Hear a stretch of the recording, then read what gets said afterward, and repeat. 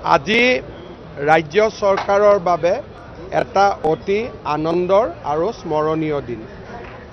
এই সময়ছোৱাত আমি 1,389টা নিযুক্তি আমি সম্পূৰ্ণ কৰিব পাৰিলোঁ আৰু ৰাজ্য চৰকাৰৰ 1 লাখ নিযুক্তিৰ যিটো প্ৰতিশ্ৰুতি আছিল তাক আমি গৌৰৱেৰে সৈতে পূৰ্ণ কৰিব পাৰিলোঁ। ইয়াৰ লগতে আজি প্ৰায় 23,000 সৰ্বশিক্ষা অভিযানত কাম কৰি থকা চুক্তিবদ্ধ শিক্ষকক নিয়মীয়াকৰণ হৈছে। এই সংখ্যাটো যদি আমি ধৰোঁ তেতিয়াহ'লে যোৱা 5 বছৰত অসম চৰকাৰত 4 বছৰত চৰকাৰী চাকৰি লাভ কৰা কৰ্মচাৰীৰ সংখ্যা 1,24,345 জন হ'ল আৰু এখেতসকলক যদি আমি নিয়মীয়াকৰণ বুলি বাদ দিওঁ তেতিয়াহ'লে এই সংখ্যাটোৱে 1,389টাত ভৰি দিলে। অহা বছৰৰ ভিতৰত আমি আৰু 50,000 নিযুক্তি দিব পাৰোঁ নেকি, তাৰ বিষয়ে আমাৰ প্ৰচেষ্টা আমি আৰম্ভ কৰিছোঁ আৰু এই প্ৰচেষ্টা অব্যাহত থাকিব। 2012 চনত চুক্তিবদ্ধভাৱে শিক্ষক নিযুক্তি দি অসমত নিকা শিক্ষক নিযুক্তিৰ এটা প্ৰক্ৰিয়া আমি আৰম্ভ কৰিছিলোঁ। আজি সেই প্ৰক্ৰিয়াই পূৰ্ণতা পালে। প্ৰায় 24,000 শিক্ষকক আমি আজি স্থায়ী শিক্ষকৰ মৰ্যাদা প্ৰদান কৰিলোঁ।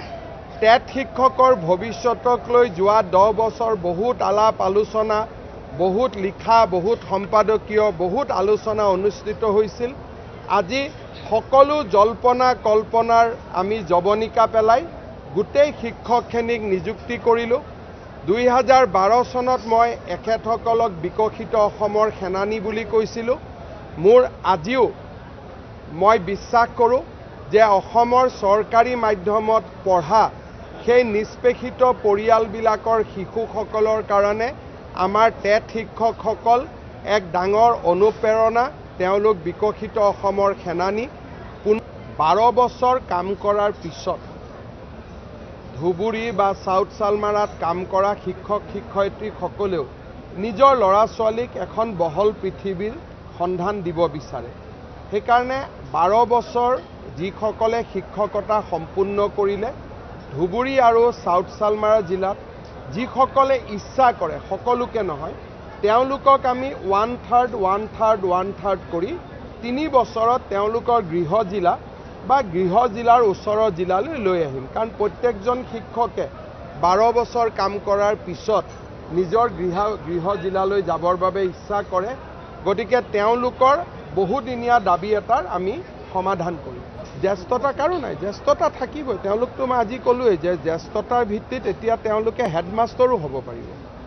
মইতো তাতেই ক'লোঁ, আমি জ্যেষ্ঠতা কৰ্তন কৰা নাই। 6,000 এতিয়া হাইস্কুলৰ হেডমাষ্টাৰ পোষ্ট ওলাব।